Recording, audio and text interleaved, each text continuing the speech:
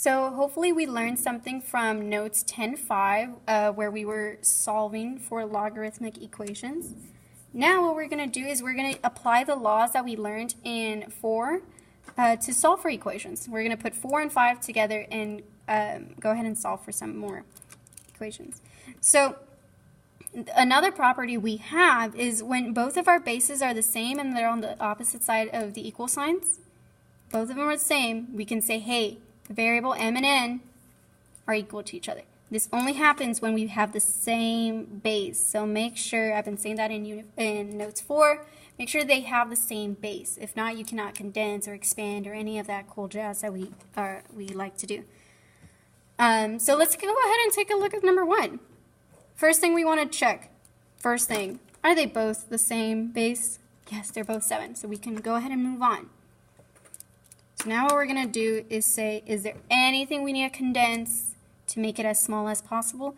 No, they're both just the log. There's nothing being added or subtracted, no k, none of that. So we can go ahead and just say, hey, my property says I am just going to have the equal signs, the variables equal to each other, and that's it. And I know you know this is the easiest part of algebra, trying to solve for x. So I'm going to go ahead and move 5 on both sides. 3x is equal to 8x minus 17. And you tell yourself, man, this is really easy because all I have to do is minus 8x on both sides. Negative 5x is equal to negative 17. Easiest part. Divide by negative 5. So that means my x is 17 over 5. Pretty easy. We had to condense nothing, so these are the kind of simple problems that we like to see.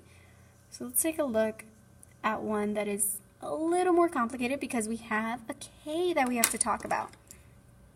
Now this isn't that bad because all I have to say is, all right, they're both log 2, they're both on the opposite side of the equations, but I need to get rid of this 3 first. I need to send it to its front, to its power.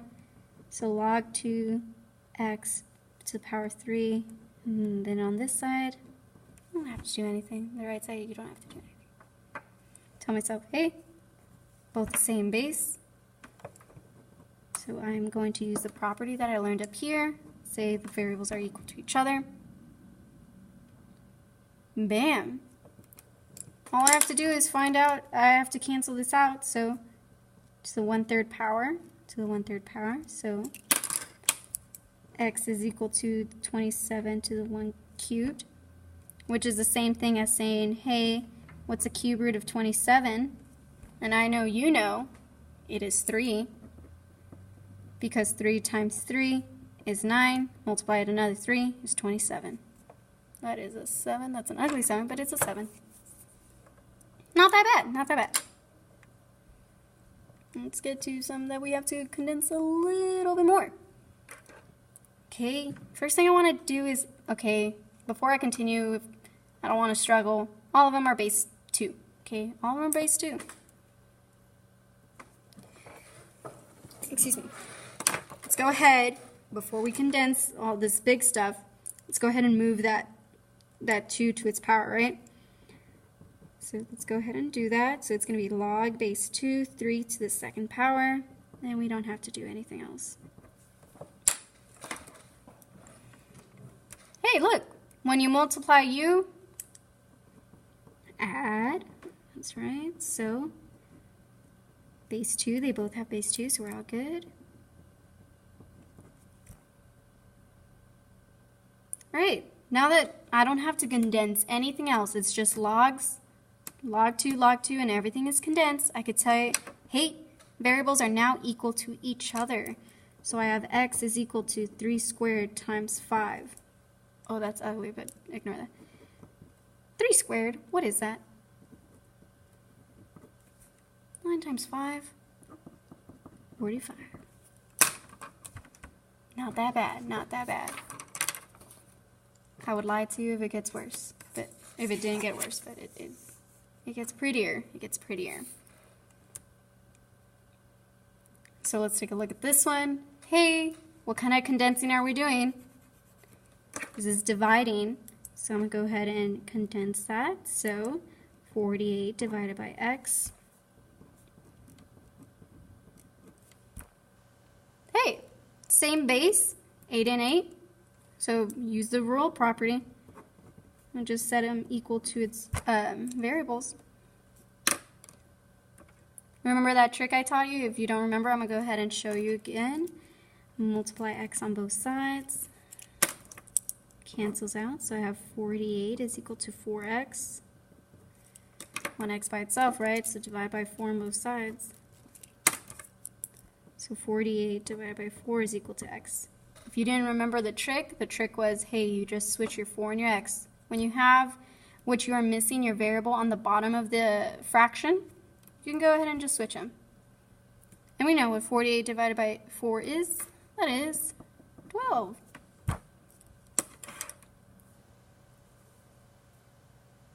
Okay, to number 5.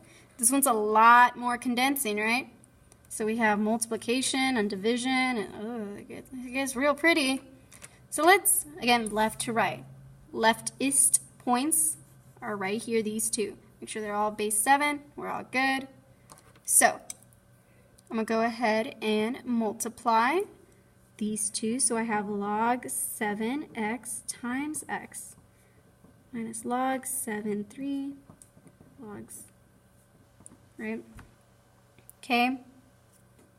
Now I'm dividing, right? Remember, first number is going to be my numerator, so log 7 x times x over 3 log 7, 12. All right.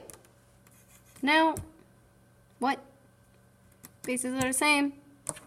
So I'm going to set my variables equal to each other. And I know x times x is x squared. I'm going to save myself some time there.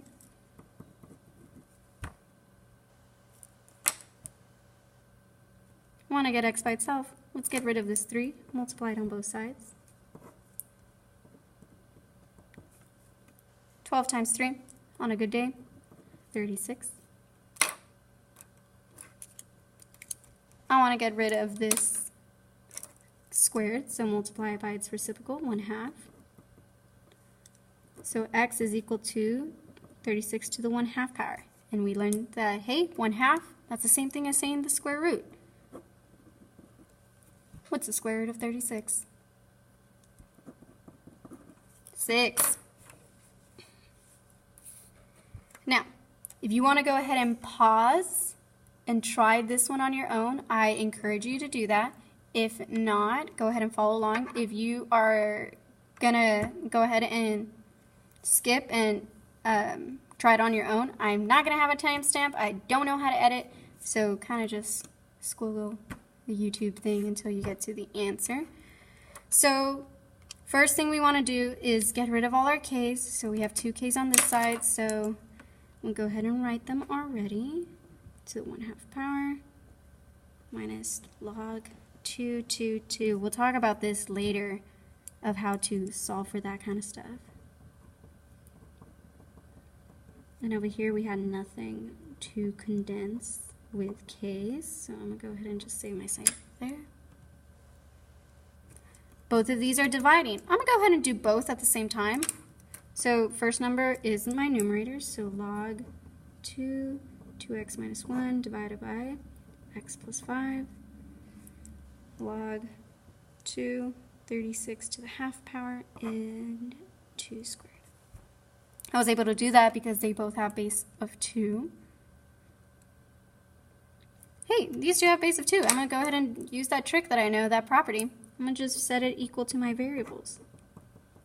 I'm going to save a step here. What's 36 to the 1/2 power? We just did it over here.